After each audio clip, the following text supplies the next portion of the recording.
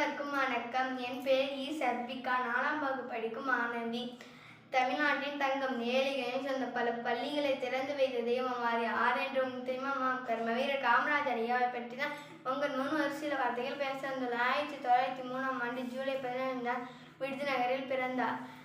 இவர் தந்தையின் பெயர் குமாரசாமி, தாயின் பெயர் சிவகாமி அம்மையார் ஆவார். இவர் சிறு வயதில் தந்தையை இழந்து விட்டார். அதனால் பள்ளி படிப்பை நிறுத்திவிட்டு அவரது மாமா துணிக்கடைக்கு வேலைக்கு சென்றார். காங்கிரஸ் கட்சியில் தொண்டனாக சேர்ந்தார். விடுதலை வீரர் திரு சத்தியமூர்த்தி வாரிசாக திகழ்ந்தவர். காமராஜர் ஐயா 1954ஆம் ஆண்டு தமிழ்நாட்டின் முதலமைச்சரானார். 3 முறை முதலமைச்சர் பதவியில் தொடர்ந்து இருந்து வந்தார்.